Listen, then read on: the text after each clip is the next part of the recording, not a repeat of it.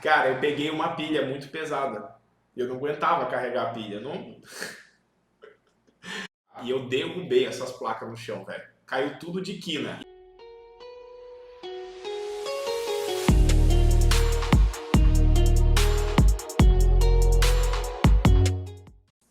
Oiê, estreando primeiro. Play e Pleo, o podcast da comunicação visual. Então, gente, meu nome é Carla, vocês não devem me conhecer e não preciso, né, apresentar. O Judá Adonai. Eu sou o Judá Adonai. Seja bem-vindo ao nosso primeiro podcast. Então, eu separei algumas perguntas dos seguidores dele, porque eu tenho acesso às redes sociais e peguei umas perguntas bem legais aqui pra gente fazer nesse primeiro podcast. Bom, o objetivo desse podcast é, cara, quem é Judá Adonai, né? Às vezes as pessoas se perguntam, mas fica contigo aí. Então, a gente quer saber quem era Judá Donai criança. Bom, na verdade eu sempre fui bagunceiro, né? Eu nunca fui uma criança calminha, nunca fui o piazão que sentava na primeira fileira, até porque eu era o mais alto da sala. Eu era do meio pro fundão da sala, essa é a verdade. Mas eu sempre fui muito comunicativo. Eu lembro que quando eu tinha 7 anos, eu fui o orador da turma. Lembro até hoje do discurso. Ai, gente, ele não gosta de falar, né? Ele fala bem pouquinho, então dá pra entender. Foi bem legal, foi uma experiência que eu lembro até hoje, né? Agradecemos aos nossos pais pelo amor e dedicação e a nossa professora pelo carinho e paciência. Mas foi ali minha primeira experiência, na verdade, de falar em público. E foi bem legal. Sei por fontes confiáveis que você vendia lanche na escola, é verdade? Isso é a veia de vendedor já é nato de você? Então, na verdade, a minha mãe sempre fez muito lanche gostoso, sabe? Ela gostava de fazer em casa croissant. A gente chegava a levar panqueca com molho e com carne moída, tipo, pra escola, entendeu? E às vezes a gente chegava na escola e os outros amiguinhos da sala queriam o lanche. Só que na real eu queria comer porcaria. Eu queria comer, era salgadinho, eu queria tomar coca, eu queria tomar refri, e o pai e a mãe não deixavam, né? Eles não davam dinheiro pra gente. E daí eu comecei, eu não lembro disso assim claramente, mas o pai e a mãe me contaram que eles foram chamados na escola pela diretora para poder falar sobre essa situação, porque eu estava vendendo, não era nem o lanche, eu vendia a mordida do lanche. Então eu vendia a mordida do meu lanche para fazer dinheiro, para conseguir comprar coca, salgadinho, comprar porcaria, né? Tipo, coisa que o pai e a mãe não deixavam. Então, tu acha que isso aconteceu porque tu admirava teu pai, vendo ele vender todo dia? Acha que essa veia veio daí? Ah, veio, né? Na verdade, a empresa do pai hoje está com 35 ou 36 anos, né? Ela é de 1986, 35 anos de mercado. É uma empresa de comunicação visual, mas começou como uma empresa de publicidade e propaganda, porque na época o que era forte não era a comunicação visual, nem sei se existia esse termo específico. E a comunicação visual dessa época, cara, o pai tinha letreiristas, né? Ele não tinha plotter, ele não tinha. Ele saía com uma mochila para ir atender os clientes, fazia os desenhos à mão, trazia para o nosso desenhista, que era o Beto, fazia aquele desenho numa mesa de luz mesmo, assim, com caneta nanquim. Cara, eu sei, tipo, não lembro, nossa, na época era caneta nanquim, não lembro disso, eu lembro que era esse processo, a gente ficava vendo o Beto desenhar e aquilo era apaixonante. Teve até uma vez no aniversário do pai que a gente pediu para ele desenhar o pai. E a gente levou eu e meus dois irmãos, a gente pegou cada um num cantinho da folha e a gente levou esse papel para ele de presente, que era uma caricatura dele. E ele ficou até parecendo um Faustão, assim. Mas foi aí que a gente começou, né, cara? O pai tinha esses pintores, então vendia fachada, outdoor, a pintura das paredes, né? Tipo, pô, o cara tinha um prédio comercial, queria fazer uma propaganda na parede lateral. Era pintado isso. Isso não era, digamos que, adesivado, né? Ou colocado uma lona. Não nessa época. Então eu cresci dentro disso e eu lembro que a gente sempre chegava da escola, né? O pai sempre buscava a gente atrasado, a gente sempre era os últimos a chegar e um dos últimos a ir embora. Que o pai, tipo, ficava lá, três, quatro crianças, era eu e meus irmãos esperando o pai chegar para ir embora, né? Provavelmente ele devia estar voltando sempre de algum atendimento, alguma coisa assim. Mas era muito forte essa questão do ver ele atendendo, do ver ele vender, do ver ele receber o cliente, mostrar o projeto, sempre teve computador, sempre teve celular, sempre tive nesse meio junto com o pai, assim, sabe, da comunicação visual. Então aquela sementinha foi plantada lá na tua infância, a Foi. comunicação visual. Total, Tá, total. mas você mais ajudava ou mais atrapalhava? Não, no começo eu mais atrapalhava, né? Na verdade, o que a gente gostava de fazer mesmo era pegar. Eu sempre fui muito de esporte, né? Então, por isso que eu sempre fui muito agitado, então eu não era o piá que ia pra biblioteca estudar, né? O café não é figurativo, você pode Pode tomar? tomar, entendi.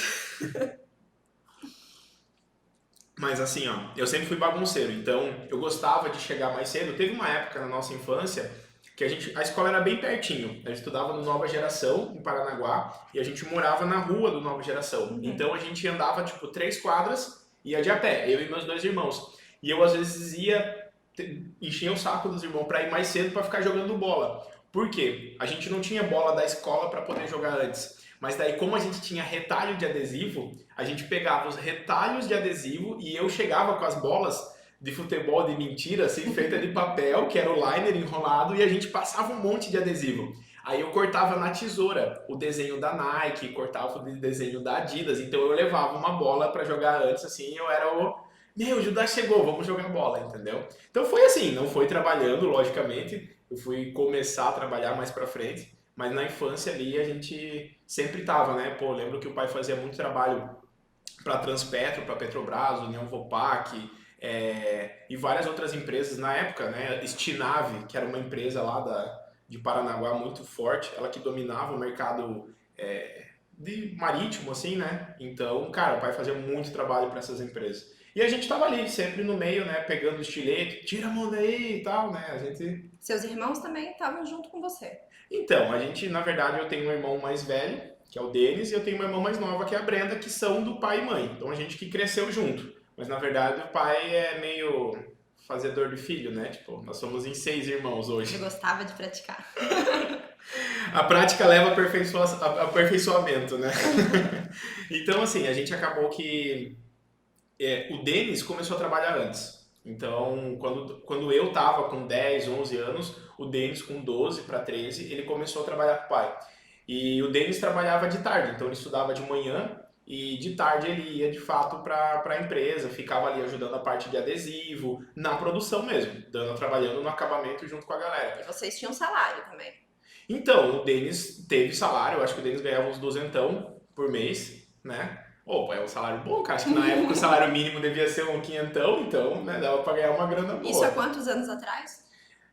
Caramba, eu sou meio ruim de data, né? Mas eu tô com 28, 16, 17 anos atrás, né? Então eu nasci, R$ 200 era bastante dinheiro, gente. era bastante dinheiro. E na verdade, assim, ó, foi quando eu fiz 12, 11 para 12 anos, aí o pai me chamou para trabalhar. Falou, ó, filho, você tem que começar a trabalhar. Só que a gente já ajudava, assim, sabe? Tipo, eu lembro que as placas que a gente fazia tinham que ficar fazendo a montagem, que era tudo recorte eletrônico. Quando eu era pequenininho, cara, sei lá, 8, 9 anos, o pai comprou uma Holland CM24, que era uma plotter de recorte da época, assim. E essa Holland, ela tinha. Eu tô fazendo assim, gente, mas eu não faço nem ideia do que máquina que é essa, mas eu tô concordando. Então, era assim, as plotters de recorte mais antigas, as chinesas ainda são assim, mas elas fazem muito barulho para cortar, né? Então, o eixo, por conta do eixo dela, enfim. E daí, a gente acordava, o pai sempre teve esse critério de a empresa ser perto da casa, entendeu? Então, a gente sempre teve no mesmo imóvel, assim, a empresa e a casa, a empresa e a casa. E na época dessa rola de CM24, a empresa estava crescendo, estava saindo da parte da meia água de trás e já tinha tomado a cozinha. E era uma casa grande, assim, tipo de, sei lá, 12 cômodos mais ou menos.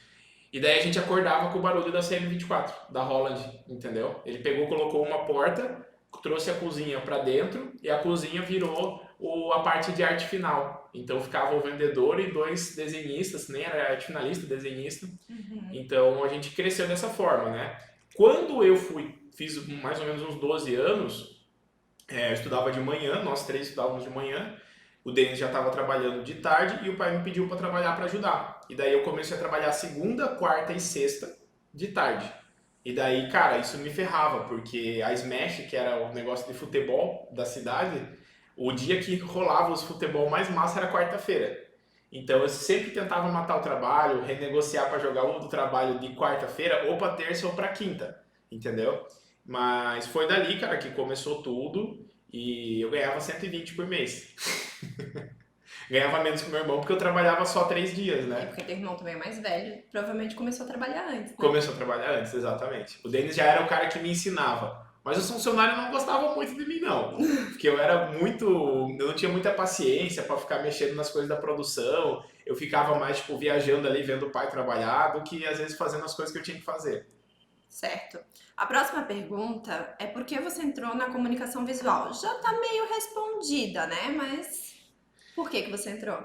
Então, eu acho que eu lembro muito daquela situação do pai e da mãe, eles viajando para Curitiba, para ir na Cerilon, ir na Avenida Sul, ir nas empresas buscar. Tem o Chitão Arts de Curitiba, que ele também, ele que fabricava os letreiros de inox, fazia a letra caixa. E tinha o Paulo da Mil Letras, que era um outro cara que, tipo assim, a gente era amigos, né? O pai era amigo dele e nós como irmãos nós éramos amigos dos filhos do Paulo da Mil Letras. E daí a gente tinha muito isso cara, tava na infância, tava, fazia parte da gente, fazia parte do nosso DNA ali, ver o pai indo, pô, a gente entrava na Cerilon. Eu lembro até hoje, cara, que teve uma vez que a gente voltou com umas revistas para casa, que era a revista da Grandes Formatos. Que, pô, depois de anos eu fui conhecer a Luciana, que, né, da Grandes Formatos, que foi quem é a fundadora da revista. E a gente levava essas revistas para fazer os trabalhos da escola. Né, tem esse trabalho de colagem, montar e tal, e a gente Uhum. usava essas revistas que já eram da comunicação visual. E, cara, era tudo, né? Tipo, os adesivos que a gente usava, os nossos trabalhos da escola, a gente fazia tudo no CorelDRAW. Então, eu acho até que assim, a gente fazia uns trabalhos ruins, mas ele chegava, ia foto, aí todo personalizado, que daí o pai fazia a capa pra gente. Então, cara, com, sei lá, 8, 9 anos, a gente já mexia em CorelDRAW, já mexia nada de sistema, né? Era tudo tipo assim, montava orçamento no Word, isso era a realidade daquela época, né? Notas fiscais manuais. Era, nota fiscal era na mão, então tipo não tinha essa pegada que a gente vive hoje, né? Eu cresci nesse momento, nesse mundo. Então o pai subia para Curitiba, eu lembro que Curitiba, Paraná, né? Eu nasci em Paranaguá, Paraná, que foi a minha cidade onde eu morei até meus 14 anos. E aconteceu que em Paranaguá a gente subia a serra para Curitiba, porque não tinha empresa que fornecia, acho que não tem até hoje, que fornece suprimento de comunicação visual para as empresas. Então você tem que comprar de Curitiba, que é a capital. Então, Gente, quem não sabe, Paranaguá não tem limite com muitas cidades. Ela é como se fosse a pontinha, né? é o berço, né? Tipo, foi o berço da civilização paranaense. Foi lá que começou o Paraná, né? Tanto que teve uma época que Paranaguá era para ser capital, que era para ser Pernaguá. Mas daí exatamente pelo fato de não ter nenhuma cidade próxima, de estar na Serra da Graciosa, isso impedia da cidade crescer. Aí Curitiba virou a capital, né? Mas Paranaguá tem um dos maiores portos graneleiros da América Latina. Durante o período de safra de soja e se torna o maior PIB do estado, então tem um potencial muito grande. Hoje com 200, 220 mil habitantes, né? Então eu cresci vendo isso. A gente ia para Curitiba, eu lembro que tinha o McDonald's, então e Habib's, o pai sempre trazia quando ele ia para Curitiba, ou quando a gente ia junto, a gente ficava lá na Cerilon, vendo aquele monte de rolo, ficava na Avenida Sul, vendo um monte de adesivo, de coisa, e a gente já via as máquinas, né? Então sempre ia na Cerilon, cara, tinha showroom de plotter, eu nem lembro que tipo de plotter que era, que tecnologia de impressão, mas a gente cresceu dentro disso. Então eu trabalhei dos 12 aos 14 anos como na comunicação visual dentro da empresa do pai, ajudando. Eu lembro até hoje, assim, uma das situações mais engraçadas. O meu pai tinha, até hoje, né, ele tem funcionários que estão há 20 e poucos anos com ele na empresa. São funcionários, assim, bem fiéis, assim, ao ideal, à empresa em si. E teve uma vez que a gente tava fazendo umas placas para Lois Dreyfus Commodities e, cara, tava assim, em cima da hora para entregar. Eu lembro que na época meu pai tinha uma Senic. E, cara, a gente tava colocando, era placa de alumínio maciço, não tinha CM, era alumínio maciço, com adesivo, recorte eletrônico. Então você imagina, tinha que aplicar o fundo branco, colocar as cores em cima e tudo aquilo era manual, né? Não é um processo de impressão UV numa chapa. E, cara, eu peguei uma pilha muito pesada. Eu não aguentava carregar a pilha. Não... Aí, tipo, meu, era a inauguração da filial da Lois Dreyfus em Paranaguá. E eu derrubei essas placas no chão, velho. Caiu tudo de quina. E na verdade, para cortar alumínio, a gente não tinha a tecnologia do corte dentro da empresa. A gente levava na Sermacom. Deve existir até hoje essa empresa. Que era a empresa que tinha a guilhotina para cortar a chapa de alumínio. Cara, e você não tinha como cortar adesivado. Tinha que tirar todo o adesivo, levar para cortar, tirar o adesivo, tirar a cola. Mano, eu lembro assim, ó, da cena, o pessoal da empresa tava fazendo uma instalação de um outdoor na Aquáticos, que era a empresa de natação de lá. A gente fazia academia, tudo lá. O pai fazia permuta, né? Pagava karatê, dança, natação, tudo com permuta. Até a nossa escola era pago com permuta, né? Pra quem não sabe permuta, né? Que eu acho muito difícil que o empresário não saiba o que é permuta. Mas permuta é quando você troca o teu serviço pelo serviço da outra empresa. E eu derrubei essas placas, o pai falou assim, ó, Valinho, pegue o Judá e leve ele daqui.